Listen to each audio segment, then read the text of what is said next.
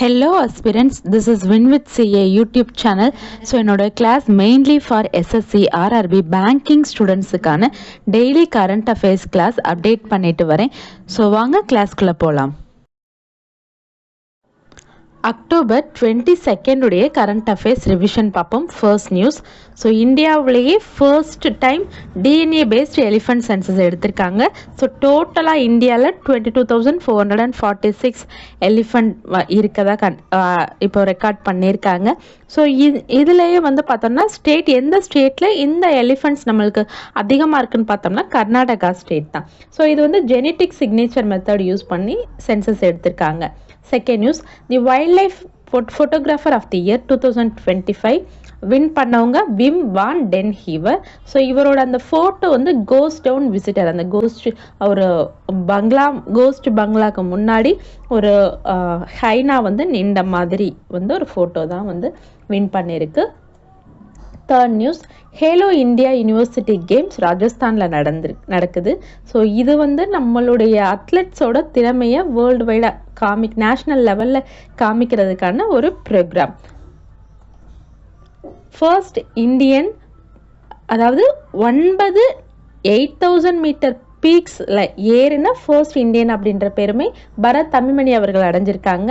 So இவங்க ஆந்திர பிரதேசத்தை சேர்ந்தவங்க. பூட்ஸ் அண்ட் கிராமன்ஸ் மவுண்டனியரிங் கம்பெனியோட founder.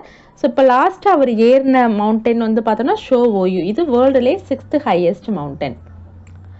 Defence research and development ஆர்கனைசேஷனும் சோலார் எனர்ஜி கார்பரேஷன் ஆஃப் இந்தியாவும் இணைந்து 300 megawatt solar energy project DRDO campus ஃபுல்லாக பண்ணுறதுக்காக எம்ஓயூவில் சைன் பண்ணியிருக்காங்க. இந்தியா இப்போது first ever state mining readiness இன்டெக்ஸை வெளியிட்டிருக்காங்க. இது வந்து நான் கோல் மினரல் ரிசோர்ஸஸை காமிக்குது. ஸோ எவ்வளோ வந்து எஃபிஷியண்ட்டாக என்னென்ன ஸ்டேட்டில் இருக்குது அப்படின்றத காமிக்குது. ஸோ மினரல் ரிச் ஸ்டேட்னு பார்த்தோம்னா மத்திய பிரதேசம். India largest single Overseas development ப்ராஜெக்டை மங்கோலியாவில் ஸ்டார்ட் பண்ணியிருக்காங்க. ஸோ இது மூலியமாக நமக்கு எனர்ஜி செக்யூரிட்டி நம்மளால் அச்சீவ் பண்ண முடியும். அதே மாதிரி ரஷ்யன் ஆயில் டிபெண்ட் பண்ணியிருக்கிறது நம்மளுக்கு குறைக்க முடியும். ஸோ இந்த ஒரு சிங்கிள் ஓவர்சீஸ் டெவலப்மெண்ட் ப்ராஜெக்ட் அப்படின்றது நம்மளுக்கு க்ரூட் ஆயிலை ரீஃபைனிங் பண்ணுறது. ஓகே ஃப்ரெண்ட்ஸ், ஸோ என்னோட கிளாஸில் உங்களுக்கு ஏதாவது சஜஷன் இருந்தால் கண்டிப்பாக கமெண்ட்ஸில் சொல்லுங்கள். என்னோட கிளாஸ் உங்களுக்கு பிடிச்சிருந்ததுன்னா உங்கள் ஃப்ரெண்ட்ஸுக்கும் ஷேர் பண்ணுங்கள், சப்ஸ்கிரைப் பண்ணுங்கள். வாங்க இன்னைக்கான கரண்ட் அஃபேர்ஸ் கிளாஸ் பார்க்கலாம்.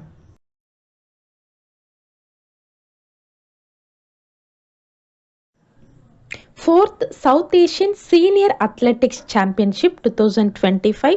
ஸோ இந்த இயர் ஜார்க்கண்டில் நடக்குது. ஸோ அக்டோபர் 24 26 வரைக்கும் பிர்சா முண்டா அத்லெட்டிக்ஸ் ஸ்டேடியம் ராஞ்சியில் நடக்குது. இந்த காம்படிஷனில் இந்தியா, பங்களாதேஷ், பூட்டான், நேபாள், மாலத்தீவ் அண்ட் ஸ்ரீலங்காவில் இருந்து அத்லெட்ஸ் வந்து பார்ட்டிசிபேட் பண்ணுறாங்க. ஸோ இந்த காம்படிஷனில் பாகிஸ்தானில் இருந்து எந்த ஒரு அத்லெட்ஸும் வரலை. நம்ம இன்வைட் பண்ணியிருந்தோம் இந்த காம்படிஷனுக்கு, பட் அவங்க சைடு எந்த விதமான ரெஸ்பான்ஸும் இல்லை.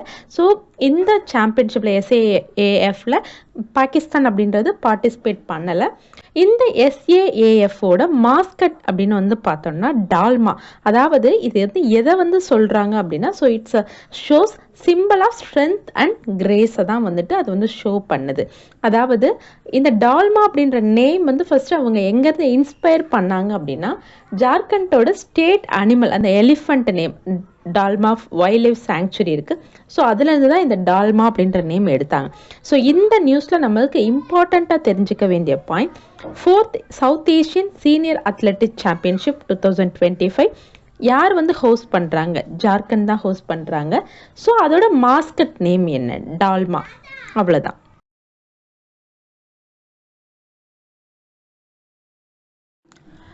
Associated chambers of commerce and industry of India இதோடைய நியூ பிரசிடென்ட்டுக்கான எலெக்ஷன் இப்போ நடந்தது. ஸோ நியூ பிரசிடெண்ட்டாக தேர்ந்தெடுக்கப்பட்டிருக்கவங்க மிஸ்டர் நிர்மல் மிண்டா. யாரை ரீப்ளேஸ் பண்ணுறாங்கன்னா சஞ்சய் நாயரை. ஸோ நியூ வைஸ் பிரசிடென்ட் பார்த்தோம்னா அமிதாபாத் சௌத்ரி. ஸோ இந்த மிண்டா பிளான் வந்து எதை நம்மளுக்கு வந்து ஃபோக்கஸ் பண்ணுறாங்க அப்படின்னு வந்து பார்த்தோம்னா, ஸோ நம்மளுடைய மேக் இன் இந்தியா அதோட வேலைகளை வந்து ஈஸியாக பண்ணுறதுக்கான MSME, growth, digital economy, sustainability இது எல்லாமே தான் இந்த அசோச்சாம் அப்படின்றது மெயின்டைன் பண்ணுறாங்க. ஸோ நம்மளோட இந்த நிர்மல் மிண்டா அவங்கள பற்றி பார்க்கும்போது, ஸோ இவங்க executive chairman of Uno Minda இதுக்கு முன்னாடி. அதே மாதிரி அமிதாப் சௌத்ரி பற்றி பார்க்கும்போது இவர் managing director and CEO of Axis Bank. So இந்த நியூஸில் நம்மளுக்கு இம்பார்ட்டண்ட்டாக தெரிஞ்சுக்க வேண்டியது, associated chambers of commerce and industry of இந்தியாவுடைய நியூ பிரசிடெண்ட்டாக தேர்ந்தெடுக்கப்பட்டிருக்கவர் மிஸ்டர் நிர்மலா மிண்டா. யாரை ரீப்ளேஸ் பண்ணுறாங்கன்னா Sanjay Nair. New vice president Amitabh Chowdhury.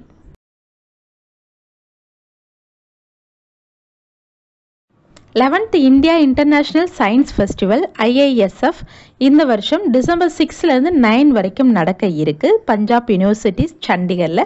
So இந்த இயற்கான theme Vigyan se Samriddhi, that is நம்மளுடைய சயின்ஸ் டு ப்ராஸ்பரிட்டி. நம்ம ஆத்ம நிர் பாரதம் அப்படின்ற அந்த திட்டத்தை சயின்ஸ் அண்ட் டெக்னாலஜி மூலமாக அடையணும் அப்படின்றத இது வந்து எடுத்துரைக்குது. ஸோ இந்த இந்தியாவுடைய இன்டர்நேஷ்னல் சயின்ஸ் ஃபெஸ்டிவல் நம்ம செலிப்ரேட் பண்ண காரணம் என்ன அப்படின்னு பார்த்தோம்னா, ஸோ நம்மளுடைய சயின்ஸில் வந்து நம்ம அடைஞ்ச அந்த வளர்ச்சி, நம்ம அச்சீவ்மெண்ட்ஸ் இது எல்லாமே எடுத்து காட்டுது. ஸோ இந்த நியூஸில் நம்மளுக்கு இம்பார்ட்டண்ட்டாக தெரிஞ்சுக்க வேண்டிய point, 11th India international science festival எங்கே நடக்க போகுது? பஞ்சாப் யூனிவர்சிட்டி சண்டிகரில். ஸோ இது இந்த இயற்கான தீம் என்ன? Vigyan se Samriddhi, that is science to property. இது ஆத்ம நிர் பாரதம் திட்டத்தை நம்மளுக்கு சயின்ஸ் அண்ட் டெக்னாலஜி மூலமாக அடையலாம் அப்படின்றது ஒரு நோக்கம். அந்த ஃபோக்கஸ் பாயிண்ட்டாக வந்து பார்த்தோன்னா ஆத்ம நிர் பாரதம் அப்படின்றத அடையிறத குறிக்கோளாக இருக்குது.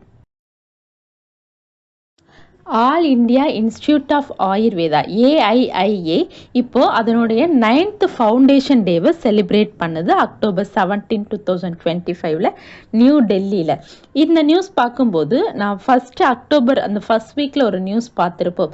AIIA தன்னுடைய ஃபர்ஸ்ட் ரீஹாபிட்டேஷன் சென்டரை இப்போ கோவாவில் வந்து லான்ச் பண்ணியிருக்காங்க. கோவாவோட ஆயுர்வேதா டே அன்னைக்கு லான்ச் பண்ணியிருக்காங்க அப்படின்னு சொல்லி பார்ப்போம். ஸோ அந்த விஷயத்தை ஞாபகம் வச்சுக்கிறோம். அதை வச்சே இந்த நியூஸ் வந்து ஒரு கேரி ஓவர் பண்ணலாம். ஸோ இந்த AII மூலமாக நமக்கு 30 lakhs பேஷண்ட்ஸ் அப்படின்றவங்க நம்மளுக்கு வந்து அவங்களுக்கு நோயாளிகள் வந்து ட்ரீட்மெண்ட் எடுத்துகிட்டு வராங்க. அதே மாதிரி இது 7 new health and wellness centres across India ஃபுல்லாமே எஸ்டாப்ளிஷ் பண்ணியிருக்காங்க. அதில் ஒரு பார்ட்டு தான் நம்ம பார்த்த அந்த neuro rehabilitation centre.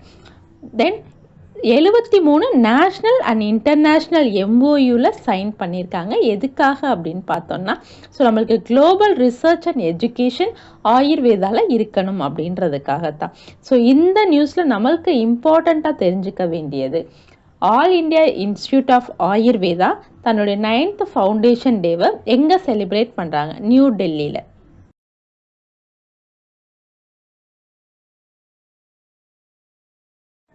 The second world summit for social development.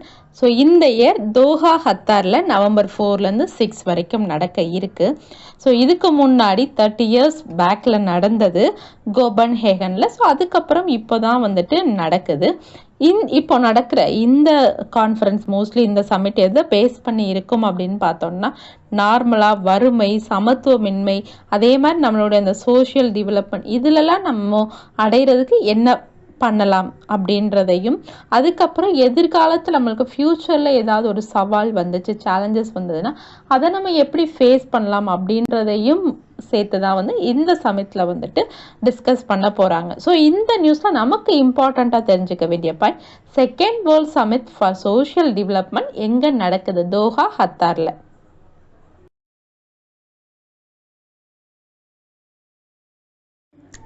நிதி ஆயோக் கூட women entrepreneurship platform and DP World இப்போது வி ரைஸ் அப்படின்ற ஒரு இனிஷியேட்டிவ் ஆரம்பிச்சிருக்காங்க. இந்த வி ரைஸ் இனிஷியேட்டிவ்ன்றது என்ன அப்படின்னா, உமன் என்டர்பிரினர்ஸ்க்கு எம்பவர் கொடுக்குற ஒரு ப்ரோக்ராம் அப்படின்னு சொல்லலாம். ஸோ இது நார்மலாக நம்மளுடைய உமன்ஸ் வந்து MSMEயில் வந்துட்டு ஒரு நல்ல பொசிஷன், ஒரு பிஸ்னஸ் நடத்திட்டு இருப்பாங்க, மைக்ரோ ஸ்மால் மீடியம் என்டர்பிரைசஸ் நடத்திட்டு இருக்கவங்களாம் இருப்பாங்க. ஸோ அவங்கள ஏடிஆர் திட்டத்தின் கீழ் அவங்கள கண்டுபிடிச்சு ஸோ அவங்களுடைய அந்த பிஸ்னஸ் வேர்ல்ட் லெவலில் டெவலப் பண்ணுறதுக்கு அவங்களுக்கு ஒரு சப்போர்ட் கொடுக்கறது மாதிரி. ஸோ இப்படி செலக்ட் பண்ண இப்போ இந்த பிஸ்னஸ் பண்ணுறவங்கெல்லாம் வந்து அனலைஸ் பண்ணி அதில் சில மெம்பர்ஸ் வந்து செலக்ட் பண்ணி அவங்களுடைய ப்ராடக்ட்ஸை இன்டர்நேஷ்னல் ஈவெண்ட்ஸ் சச்சஸ் பாரத் மார்ட் இன் துபாயில் ஷோகேஸ் பண்ணுறதுக்கு ஒரு ஆப்பர்ச்சுனிட்டி கொடுப்பாங்க. ஸோ நம்மளுக்கு இந்த நியூஸில் நம்ம இம்பார்ட்டண்ட்டாக தெரிஞ்சுக்க வேண்டியது என்ன அப்படின்னு பார்த்தோம்னா, வி ரைஸ் இனிஷியேட்டிவ் யாருனால பண்ணப்படுது? நிதி ஆயோக்குடைய உமன் என்டர்பிரினர்ஷிப் பிளாட்ஃபார்மும் டிபி வேர்ல்டும் சேர்ந்து லான்ச் பண்ணியிருக்காங்க. என்ன ரீசன்காக? Woman WDMMA world directory of modern military aircraft ranking இப்போ வெளியிடப்பட்டிருக்காங்க. ஸோ மொத்தம் 103 கண்ட்ரீஸில் 129 ஏர் சர்வீசஸில் 48,082 ஏர்ஃபோர்ஸஸ் வந்து இருக்குது. ஸோ இதில் வந்து பார்த்தோன்னா வேர்ல்டுலேயே டாப் அப்படின்னு பார்த்தோன்னா ஃபர்ஸ்ட் பிளேஸில் இருக்குது யுனைடெட் ஸ்டேட்ஸ் ஏர்ஃபோர்ஸ். செகண்ட் இது அமெரிக்காவோடது, செகண்டும் அமெரிக்காவோடது தான் யூஎஸ்என், தேர்டு ரஷ்யாவோடது RAF, ஃபோர்த்து அமெரிக்காவோடது தான், ஃபிஃப்த்தும் அமெரிக்காவோடது தான். ஸோ நம்ம 6th பொசிஷனில் இருக்கோம். இன்னொரு டைப்பாக பார்த்தோம் அப்படின்னு பார்த்தோம்னா, ஸோ அப்போ வேர்ல்டுலேயே ரொம்ப அந்த சக்தி வாய்ந்த IAFல வந்து ஃபர்ஸ்ட் பொசிஷனில் அமெரிக்கா இருக்காங்க, செகண்ட் பொசிஷனில் ரஷ்யா, தேர்டு பொசிஷனில் நம்ம இந்தியா இருக்கோம், ஃபோர்த்து தான் வந்து சைனா இருக்காங்க.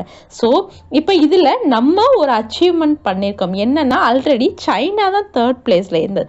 ஸோ அந்த சைனாவை பின்னாடி தள்ளி நம்ம இப்போ தேர்டு மோஸ்ட் பவர்ஃபுல் ஏர்ஃபோர்ஸ் அப்படின்னு மாறியிருக்கோம். ஸோ இந்த நியூஸில் நமக்கு இம்பார்ட்டண்ட்டாக தெரிஞ்சுக்க வேண்டியது, இந்த WDMMA ரேங்கிங்கில் ஃபர்ஸ்ட் பிளேஸில் யார் இருக்கா? USAF. நம்மளுடைய பொசிஷன் என்ன? 6th. ஸோ இப்போ நம்ம மோஸ்ட் பவர்ஃபுல் ஏர்ஃபோர்ஸில் யாரை பின்னாடி தள்ளிட்டு நம்ம முன்னாடி வந்திருக்கோம்? சைனாவை பின்னாடி தள்ளிட்டு நம்ம தேர்ட் பிளேஸ்க்கு வந்திருக்கோம்.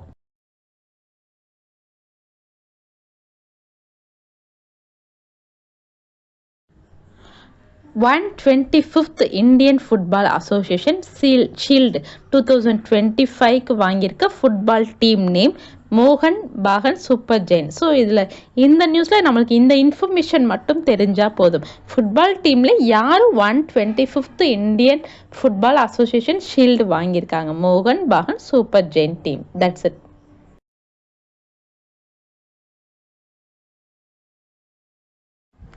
IUCN-உடைய 90th ஸ்டேட் மெம்பராக இப்போ துவாலு அப்படின்றது ஆட் ஆயிருக்கு.